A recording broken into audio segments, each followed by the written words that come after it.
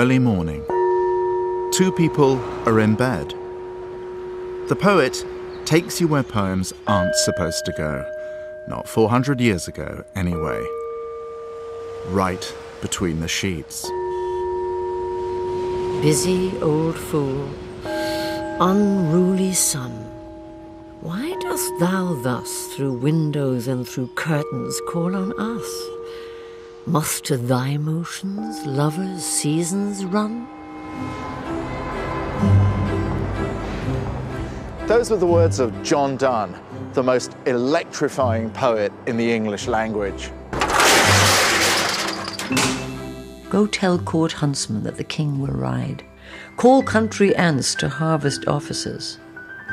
Love, all alike, no season knows, nor clime, nor hours, days, months, which are the rags of time. It's been a glorious night, but now it's morning. What a drag. Shove off, son. Go bother someone else. She is all states, all princes I. Nothing else is. Nothing else is.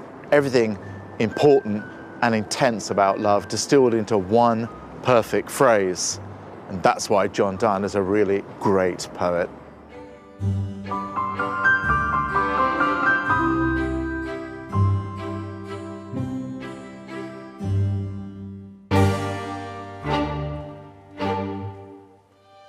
I think he's an astoundingly versatile poet, and he has for me a power, a verbal power, that certainly no other 17th century poet, but actually no other modern poet either, has. The other poets don't speak with the same kind of dramatic authority as Donne. So how come everyone can quote Shakespeare, but hardly anyone knows anything about John Donne? Sorry to interrupt your lunch. We're making a film about John Donne. Do you have any idea who he is? No. Not a clue. Poet? No. We recognise the name, definitely, but we can't quite place him in an era as such. John Donne. Who? John Donne. No. John Donne. The phrase "no man is an island" is coming up, but I don't know why. No man is an island entire of itself. Every man is a piece of the continent, a part of the main.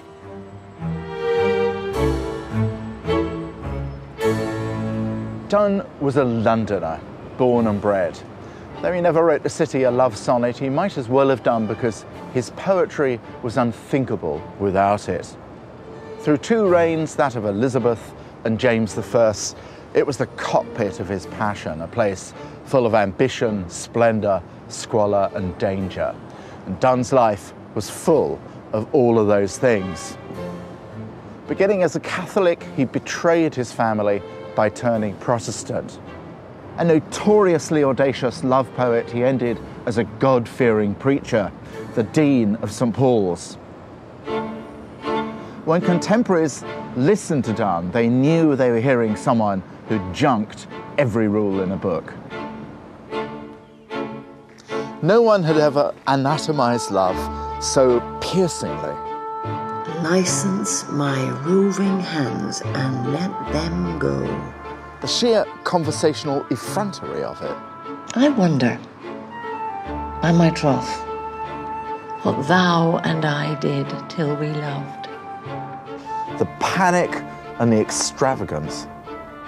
Oh, do not die, for I shall hate all women so when thou art gone. The happy self-torture of watching. Unlace yourself for that harmonious chime. The mere sound of it was shocking in the realm of poetry, where everything was supposed to be elevated harmony, fairy queens and lovelorn shepherds. John Donne would have none of that. He didn't do any of the things that poets were expected to do. I mean, he didn't write a pastoral, he didn't write about the countryside. He thought that whole chivalric quest stuff nonsense, I think. And he didn't use the great sort of repository of classical myth and classical illusion that so many poets did. And his sonnets were like Shakespeare's, only they were rougher and truer. For God's sake, hold your tongue and let me love. He's much more adventurous, it seems to me, than Shakespeare as a sonneteer, in simply the sound of the poetry. It's Vain lunatic. I mean, yes, so much more exclamatory, Do not so die. so much more exploring, absolutely. So much more like angry or cajoling or wooing speech. Officially, Donne is called a metaphysical poet. But what does that mean, sort of not of this earth, somewhere up there in the universe? I've never understood that, because for me, Donne is the most physical of poets. Even when he's talking about the soul, it seems to be a thing of flesh and blood.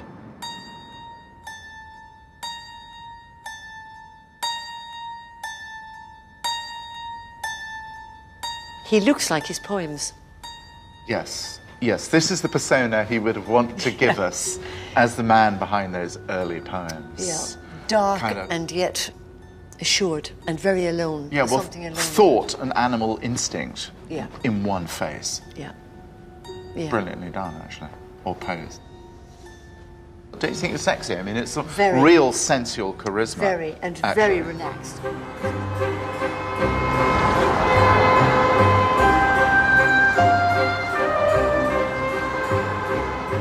John Donne was born here in 1572 in Bread Street, in the heart of the city of London. No office blocks then. It was a street full of tradesmen, and John's father was one of them.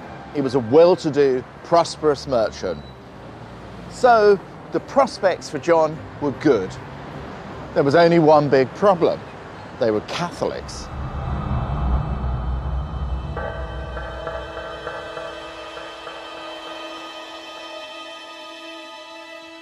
And not just any old Catholics either. One of Donne's relatives was Thomas More, Henry VIII's Chancellor, who was executed for refusing to toe the Protestant line. And two of Donne's uncles were militant Jesuits, constantly on the run from the Elizabethan authorities.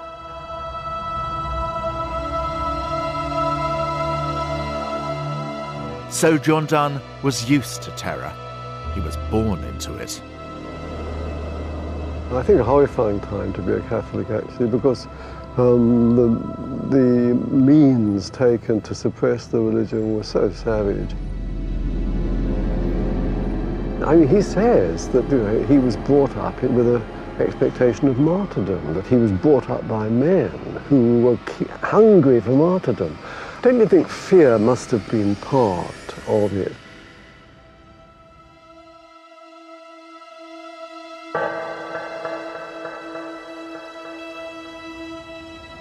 So when Donne's mother, now a widow, sent her precociously bright son to Oxford at the age of 12 with his younger brother Henry, it was never going to be easy.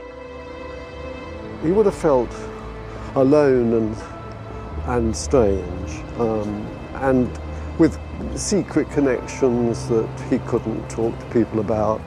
And I think that was how you'd feel as a Catholic in the 1580s, 1590s in England.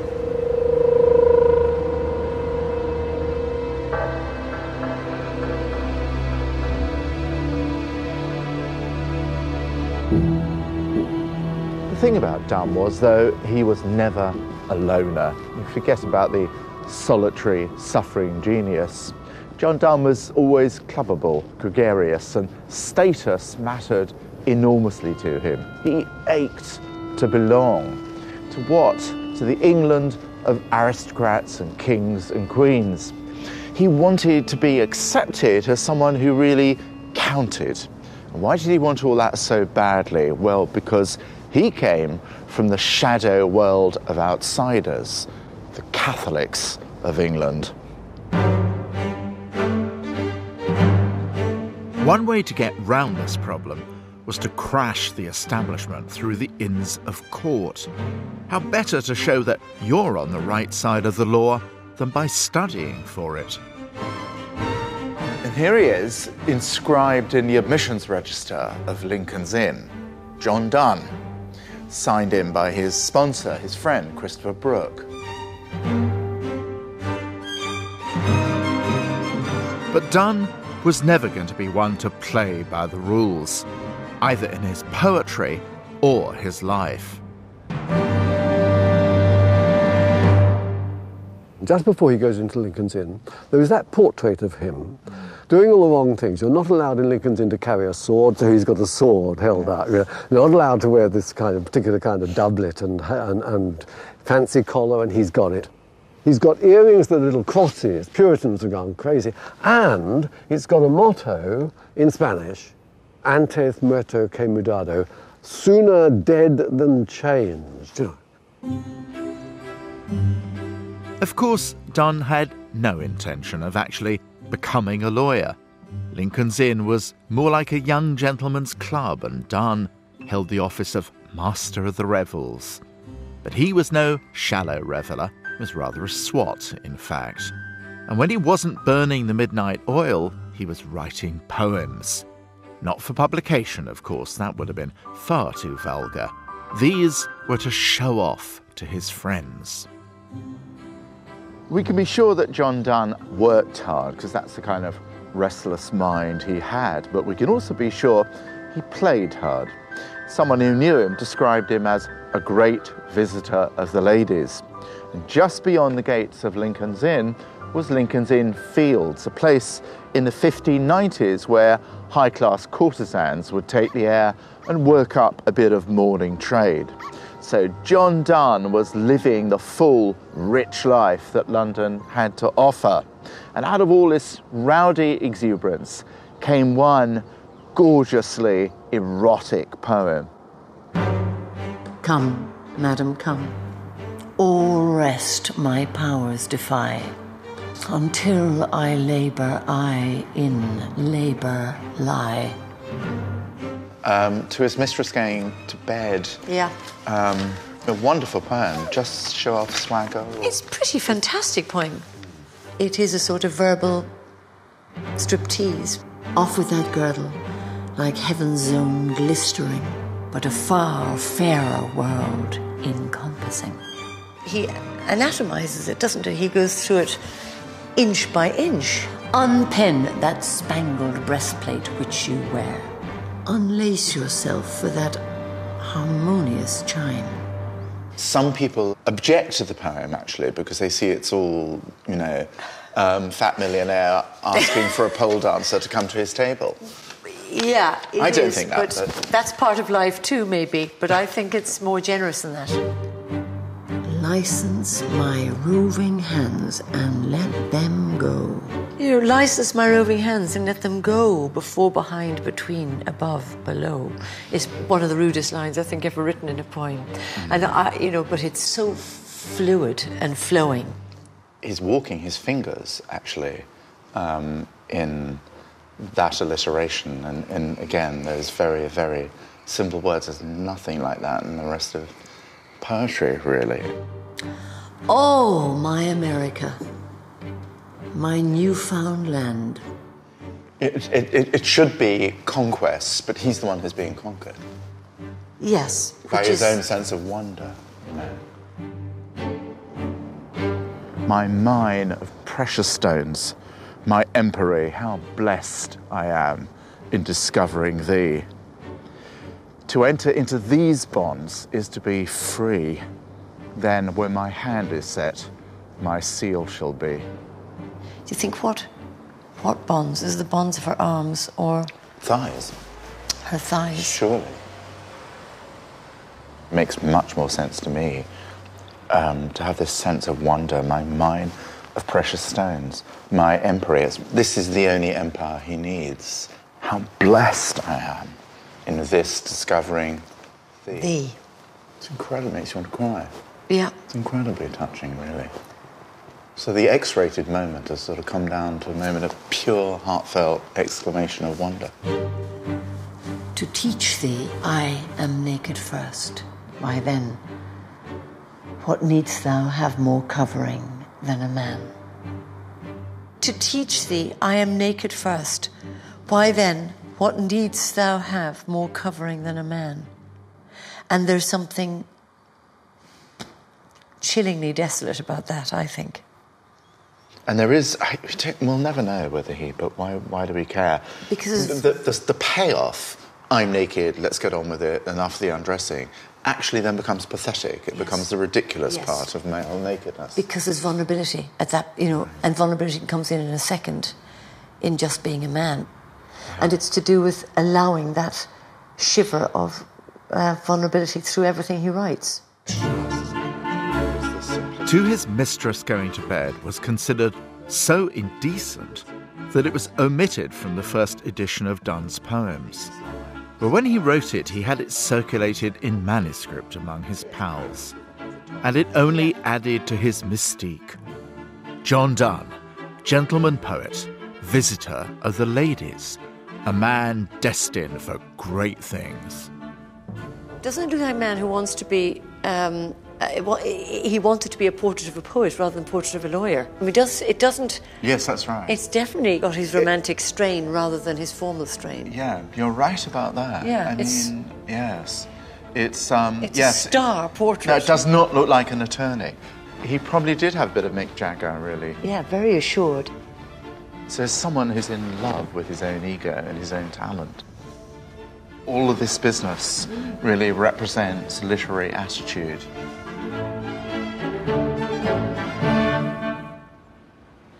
So everything was in place for the irresistible rise of the clever, ambitious John Donne, the ironmonger's son.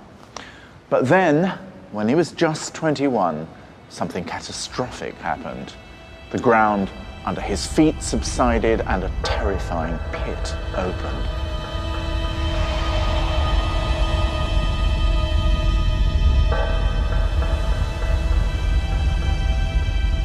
He was here at Lincoln's Inn with his younger brother, Henry. But in 1593, Henry was arrested for sheltering a Jesuit priest, William Harrington, in his rooms. Now, it was no secret what awaited Henry and Harrington: torture at the hands of government interrogators. The iron discipline, Harrington refused to say a word, but the vulnerable kid, Henry, broke down and betrayed him. Harrington got the full treatment: torture on the rack, then hanging till not quite dead, live disembowelment and mutilated pieces hung up for crows to peck at.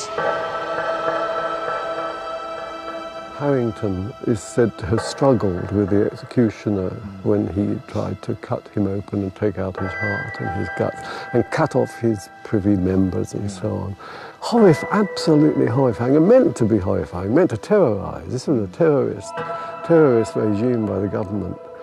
The Catholics wrote up these executions, of course, with devout care. These were martyrdoms that they were watching. And Donne actually says that he has watched some of these executions and has seen Catholics dipping their handkerchiefs in the blood. These were holy relics that they would take away.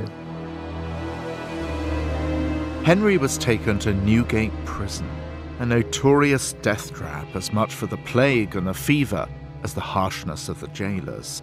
And sure enough, within weeks, young Henry Donne was dead. When your brother has died, what is the future? It's not just a matter of not being able to get a job. It's, are you going to stay alive? Donne's mother fled abroad to Spanish-occupied Catholic Antwerp.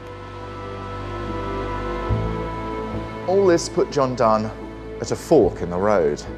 One way led back to the hardcore Catholicism of his mother, and for that he would risk suffering the fate of his brother.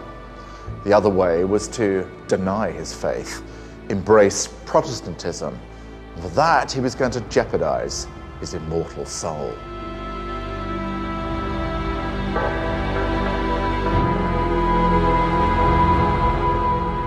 So at some point, Donne jumped ship, turned Protestant, became an apostate.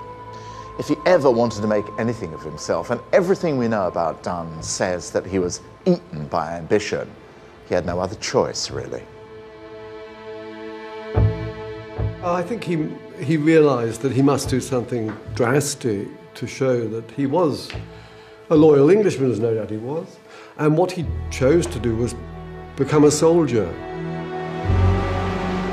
Well, it was one thing to switch churches, another to go and attack your old co-religionists. But that's exactly what Donne did when he joined an expedition against the Spanish in Cadiz, led by the Earl of Essex. So while his mother was abroad being protected by the Spanish army, John Donne was off to fight them. Joining the Essex expedition not only advertised his credentials as a fighter for the Protestant religion, it might also lead to connections.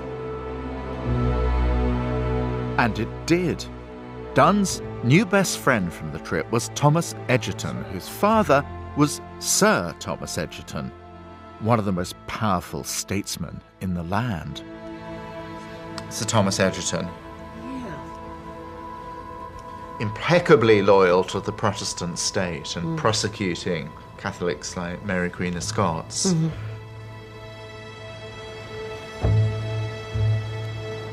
This is where Egerton lived, York House, just off the Strand. There's nothing left of it now except that great stone gate, but in the 1590s it was one of the fanciest mansions in the town, stretching all the way from the Strand right down to the Thames. In the sharky shark world of Elizabethan politics, Egerton could hardly have been more important to Donne's prospects. Very soon after getting back from the Azores, he was appointed... Weeks, I think, 6 weeks or so. Very soon. Yeah. The great Sir Thomas Egerton, Lord Keeper of the Great Seal, took him on as his secretary. So he was made, became an MP very quickly. The seat was in Egerton's gift. So Donne the outsider was now an insider, the gatekeeper to the Lord Keeper's presence, entrusted with his most secret business. He was on his way up. Nothing could stop him until it did, dead in his tracks.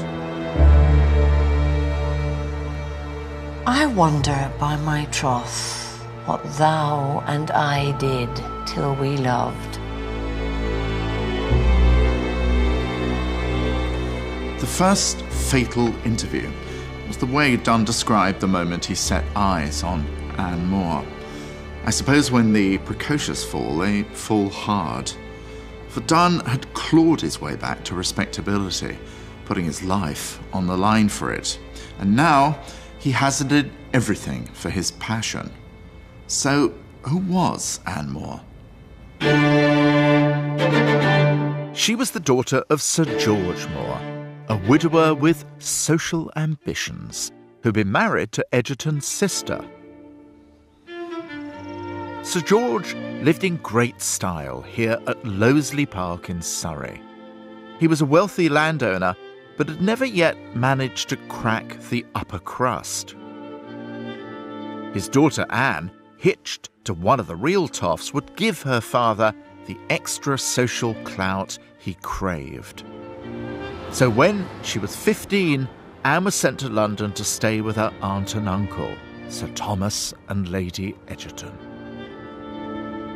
So when John Donne fell for Anne More, when he seduced her, he was betraying every kind of trust imaginable, personal, professional, and political. What on earth was he doing?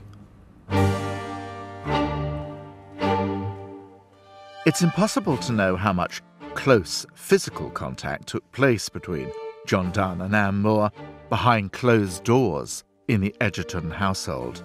But we do know this. Just before Christmas 1601, John Donne and Anne More were secretly married, probably in this chapel, just off the Strand. He fell in love with and secretly married this young girl, Anne More. Did he hope that when it all came out, as it was bound to, he would, as it were, be made again, in that he would be member of a wealthy family and his career would be backed up by a prosperous marriage. Or did he think it was a risk? Donne must have realised the risk because he kept the marriage a secret for months. But then Sir George, oblivious to what had happened, arrived in London to take his daughter Anne back home to Surrey.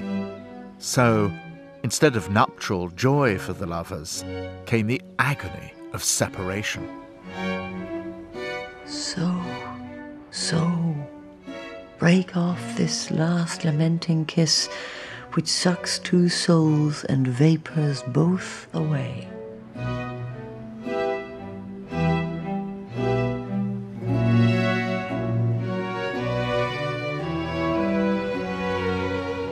Something had to give, and on the 2nd of February 1601, Donne braced himself, and, in a letter to Sir George, he dropped the bombshell. Sir, if a very respective fear of your displeasure and a doubt that my lord, whom I know out of your worthiness to love you so much, would be so compassionate with you as to add his anger to yours... Yes, man. Get on with it. At her lying in town this last Parliament, I found means to see her twice or thrice. Well, which was it then, twice or thrice? Don't tell me you're not sure. We both knew the obligations that lay upon us, and we adventured equally. Oh, so it's her fault now, is it? And about 3 weeks before Christmas, we married.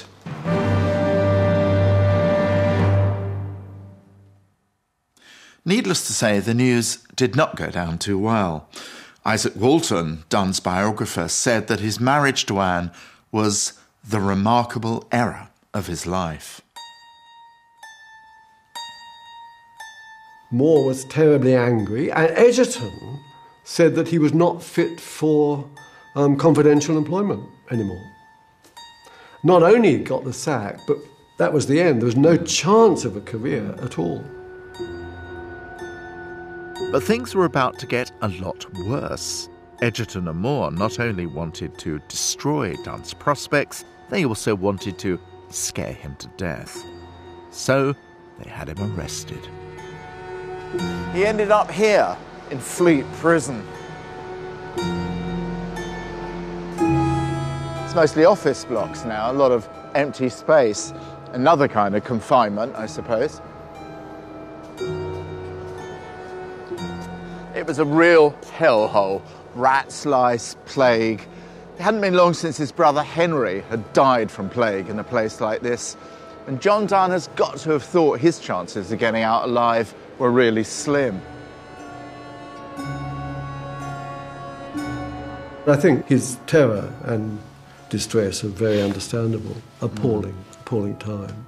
I mean, thrown into prison for a marriage which, clearly Anne was perfectly willing to become his wife.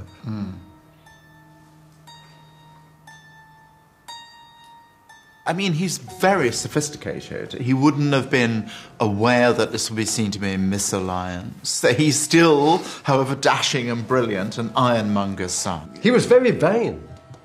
He was very conceited. So he thought wit and cleverness and dash and valour, about which he writes in the paradoxes, could absolutely sweep aside the normal social objections. And why not, after all? I mean, you think of it in rational modern terms, wouldn't it be quite good to have John Donne as your son-in-law? I was just going to ask you that, John, yes. You'd think so, wouldn't you? Instead, Donne remained trapped in disgrace. And he took his desperation out in a fabulously self-pitying sonnet. For God's sake, hold your tongue and let me love. It's got these monosyllables at the beginning, for God's sake, hold your tongue and let me love, is like a massive anthem, cry about oneself. But let me live, he could also be saying, isn't it? Alas, who's injured by my love? What merchant ships have my tears drowned? Who says my tears have overflowed his ground? When did my coals a forward spring remove?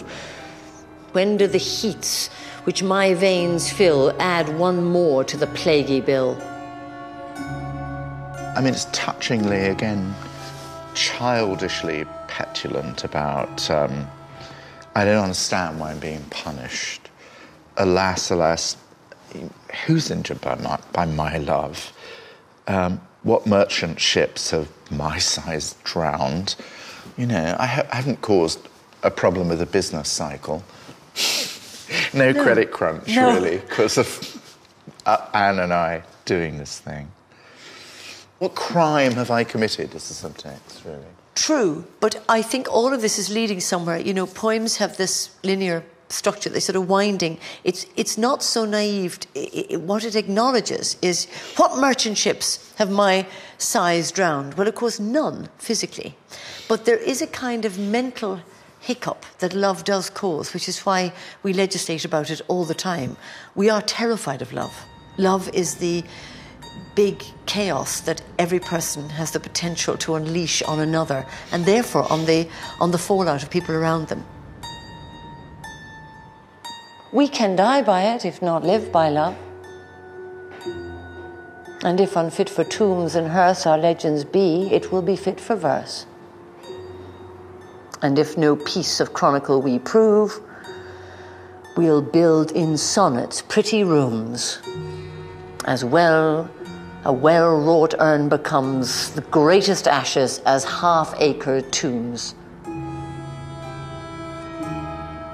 So he builds the poem towards this amazing thing of we saying we could live by love, but we may not be able to live by love, but we could die by it, is to conclude that it's that big, that it is about life and death. That's why it's an enterprise worth embarking on. And by these hymns, all shall approve us canonized for love. And by these hymns, all shall approve us canonized for love. And there is a kind of ta-da. Well, what you've just, I've not thought about it, but what the poem then goes from self-effacement, saying it's just the two of us loving. Difference does it make to anyone? And then it turns into massive self-aggrandizement. Yeah. The great ego of the two lovers. Yes. And these hymns shall approve us canonized for love. And then somehow in that one word, he has given them eternity. And of course, he's not wrong, because sure enough, of all the things that you could do, you can build the Taj Mahal for somebody, or you can, wars or nature will damage a lot of things, but poems do live. It's amazing that 400 years later, we are in the middle of his crisis, because he wrapped it up in a tight frame, because it's a live thing. It's not a meaningless icon or leftover relic. Yeah, exactly. But it's also, now I'm struck, as we talk about it, it's making a case for the power of poetry.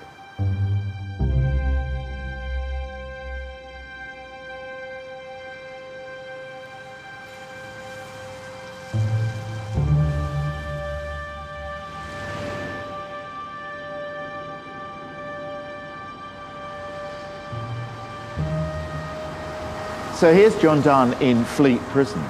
He's got no idea what's going to happen to him.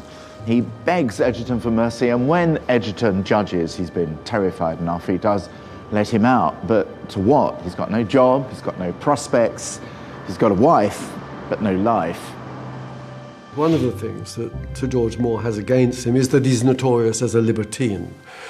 And maybe these love elegies of amorous adventure that we think he's circulated to friends at Lincoln's Inn. Maybe Moore had got to know about that kind of thing, or rumours of that sort.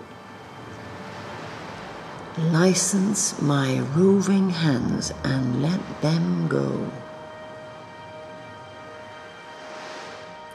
There were joke books around later in the century that recorded the witticism that Donne's supposed to have made on the catastrophe.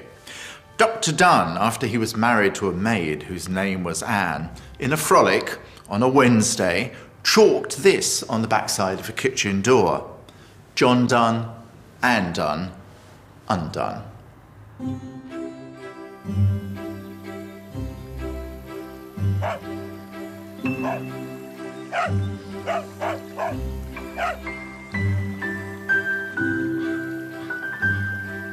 Well, they had each other, and thanks to Anne's cousin Frances, who had inherited and who perhaps was taken with the romance of the affair, they also had somewhere to live. This house in Purford, Surrey, not far from the irate Sir George. But for a moment, perhaps it was for the best that he took his notoriety into the Surrey sticks. There are many of us who like to think that this was the moment when Donne wrote poems that told the world to go away, that declared empires and gold mines to be worthless compared to the world that lovers had. So there was another morning, another moment of wide-eyed pleasure and mutual delight. I wonder, by my troth, what thou and I did till we loved. Were we not weaned till then, or sucked on country pleasures childishly, or snorted we in the seven sleepers' den? I just wonder whether, if you're suddenly saying that the moment of life, year zero was when I met you, or day zero is when I met you, then my other life was a death or a non-life.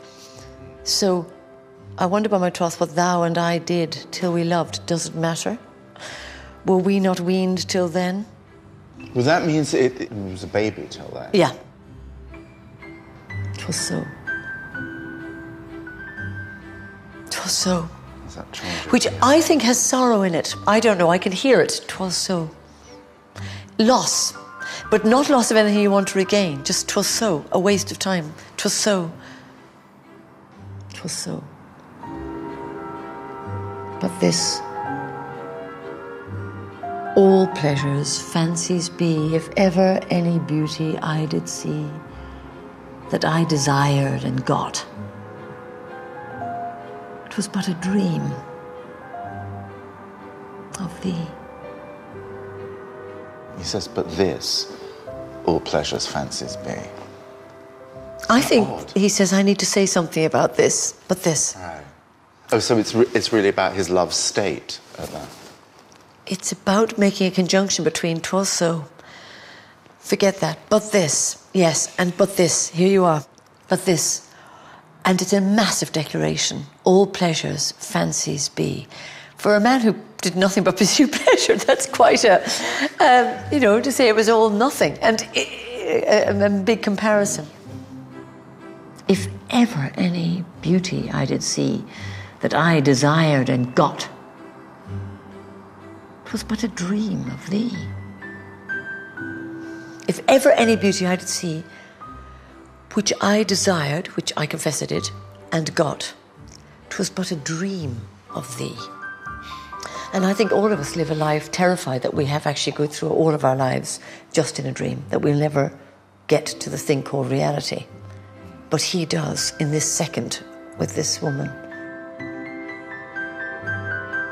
And now, good morrow to our waking souls, that watch not one another out of fear, for love, all love of other sights controls, and makes this little room an everywhere.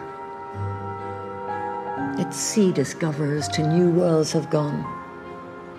Let maps to other worlds on worlds have shown. Let us possess one world. Each hath one and is one. What's so moving about Donne, for me, is that he's at the dawn of the romance of the word. He believes actually you can fashion words so that they fully express what you're thinking. And yes. there's no end game around the words. Yes. The Elizabethans did something fundamentally antidepressive, which is that they tried to say what was in their heads. They weren't manipulating language. You know, I think that got lost with the Restoration, where people began to say, you know, methinks his jacket is very nice, but actually methinks his jacket is horrible, is where language is used to lie, and therefore the viewer is making a judgment based on truths and untruths. In this period, you still feel that the poets are trying to say, I have a feeling, and it's in here, and out it comes. If our two love be one, or thou and I love so alike, that none do slacken, none can die.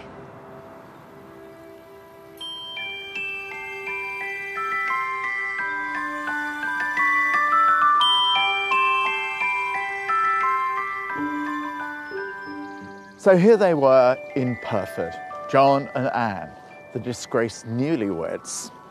Well, the love frenzy didn't last. Inevitably, the rhythms of married life began to creep up on them. John was true to her, but that doesn't necessarily mean he was content. Stuck away in a rural, impoverished backwater, the babies arriving annually like clockwork. Maybe this little room was an everywhere, but suddenly it began to seem very like claustrophobia.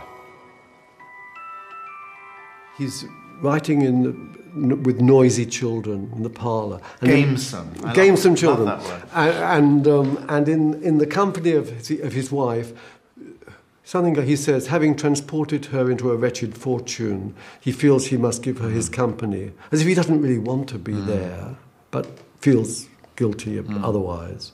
So, I mean, I'm not saying it's an unhappy marriage, only that it dawned on him what he had lost. So what could Donne hope for? Well, not much without Anne's dowry. And with a household of infants to feed, the only way he could support that family was by doing legal hack work sent from London. And by doing the very thing he'd affected to despise, writing poems for well-placed people. Well, they all thought he was a great genius, of course, but how useful was that? This was a time when John Donne needed all the help he could get from the powerful and influential. So perhaps it's not surprising that the only manuscript poem we have in his hand sings the praises of the virtuous and beautiful Honourable Lady Carew. My true devotion's free from flattery, he writes. Well, it's not top drawer John Donne, but it does the job.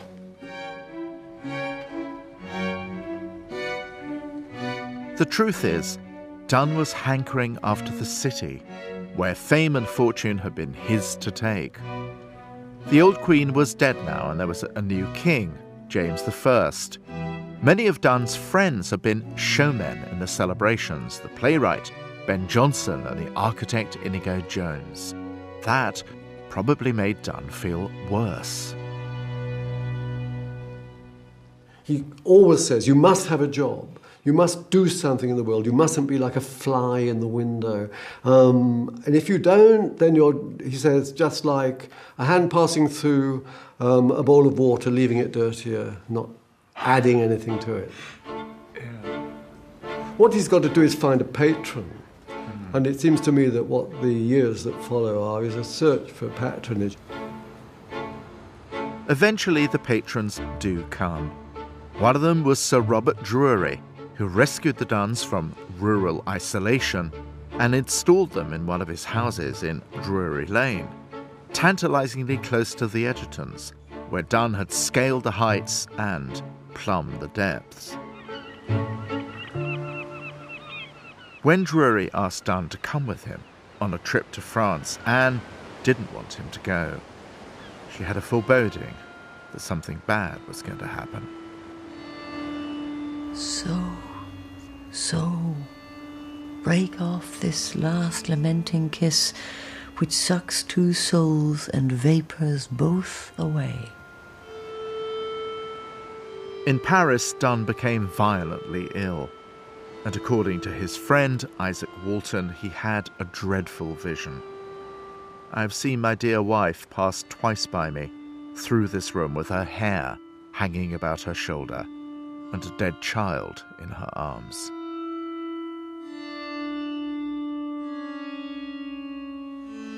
When Donne sent for news, it turned out that Anne was alive, but the child miscarried.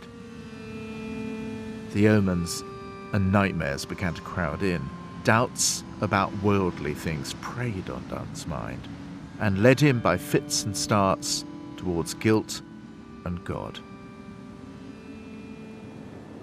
Donne was middle-aged now. He was getting ill all the time with terrible pains in his eyes, his head, his gut.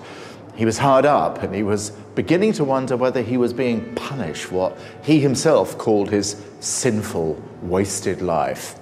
The old Catholic in him had not really gone away. Hell was just around the corner.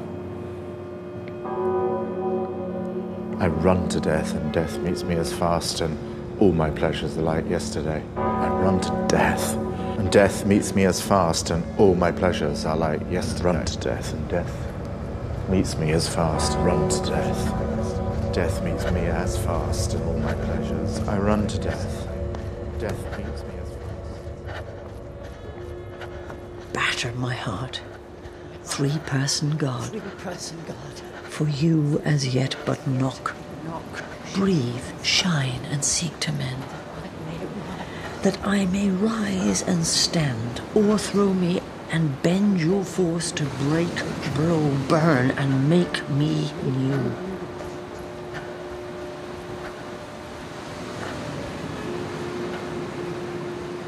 He starts, already with a very violent word, on a very violent, batter my heart.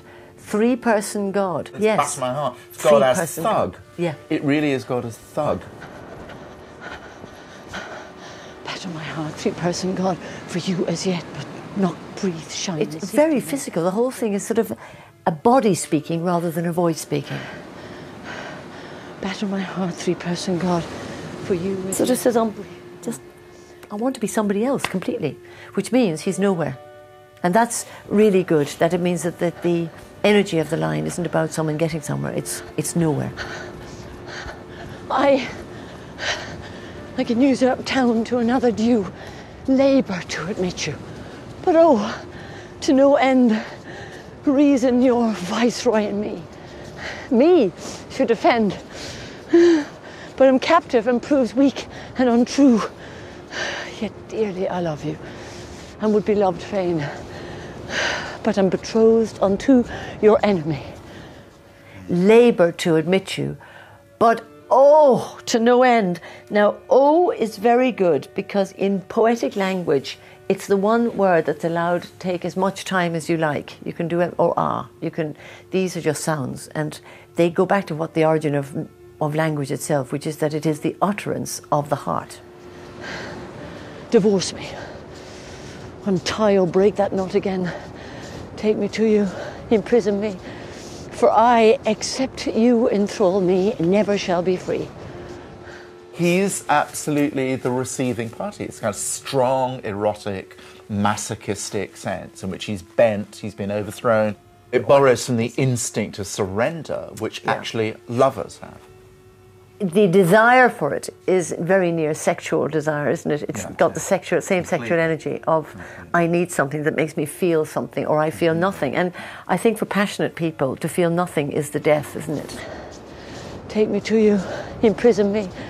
For I, except you enthrall me, never shall be free. Nor chaste, except you ravish me.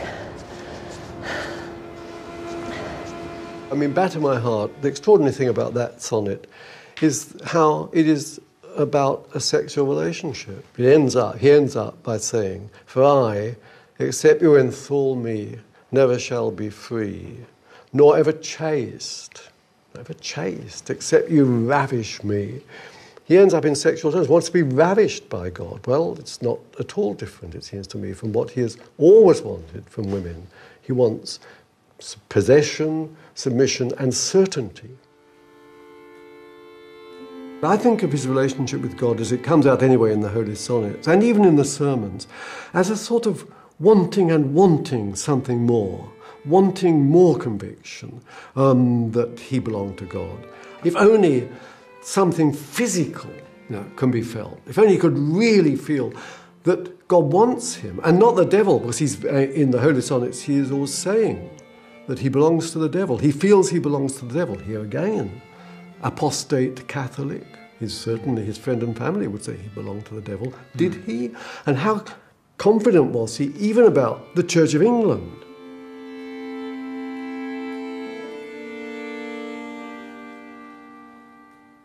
And so now he thinks, which is the true church? A bit late to think about it. But he was thinking about it obsessively. How could he not? The war between Catholics and Protestants had been the war of his own family.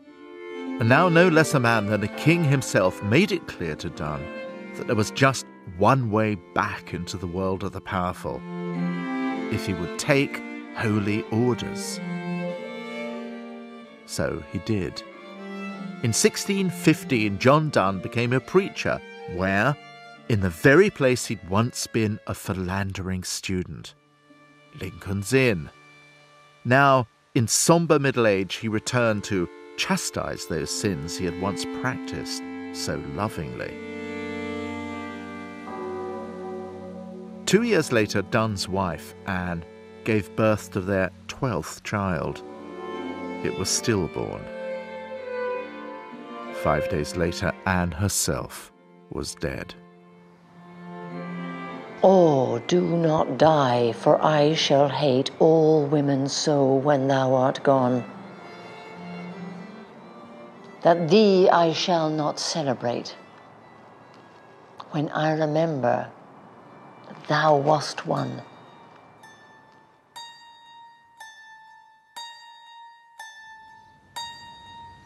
For a while, Donne turned his grief into ferocious sermons, attacking fornication, even in marriage.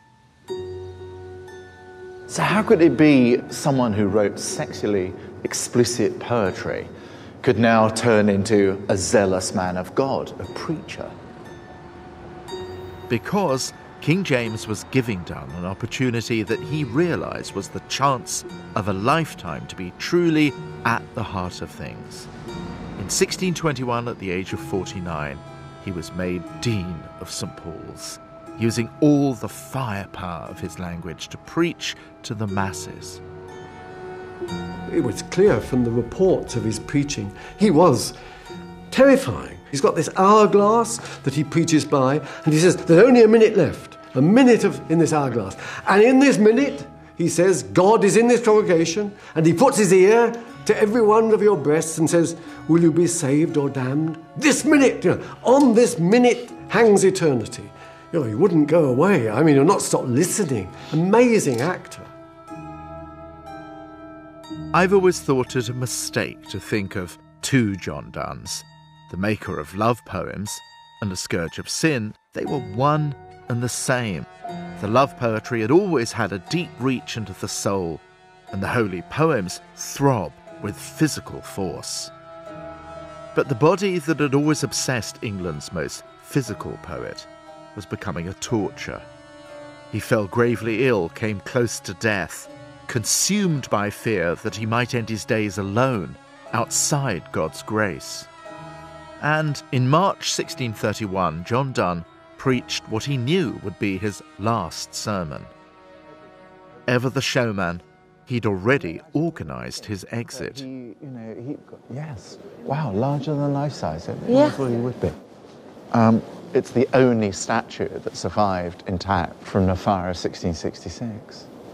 He didn't know the statue was going to be done, did he say? Yes, I'm sure he did.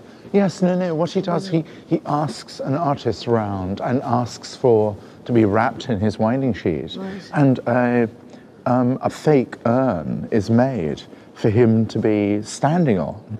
And he's sketched, and then the sketch is nailed to the end of his bed while he's dying. So he looks at it and says, yes, that's how I want to be. But he knew he'd be upright, really. He's in lift-off mode. We're going to get 3, 2, 1 ignition. Yes. On his job.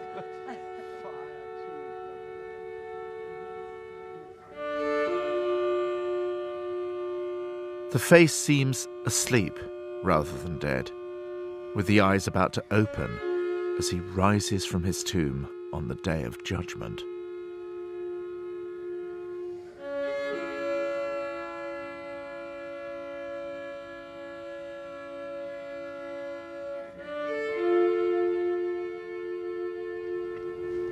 So much poetry takes us into a place of refined beauty. Donne doesn't do that.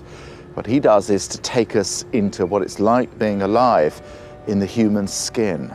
He bends his words so that they register the full rush of contradictory human passions: shame, desire, joy, terror, and most of all, perhaps, the fear of feeling nothing.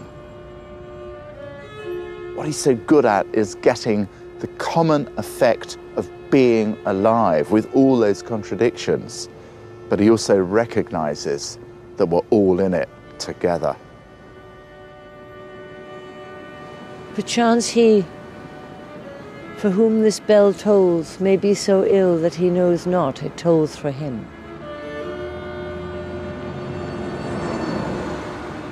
Who bends not his ear to any bell upon which any occasion rings? But who can remove it from that bell which is passing a piece of himself out of this world? No man is an island entire of itself. Every man is a piece of the continent, a part of the main. If a clod be washed away by the sea, Europe is the less, as well as if a promontory were, as well as if a manor of thy friends or of thine own were. Any man's death diminishes me, because I am involved in mankind, and therefore never send to know for whom the bell tolls. It tolls for thee,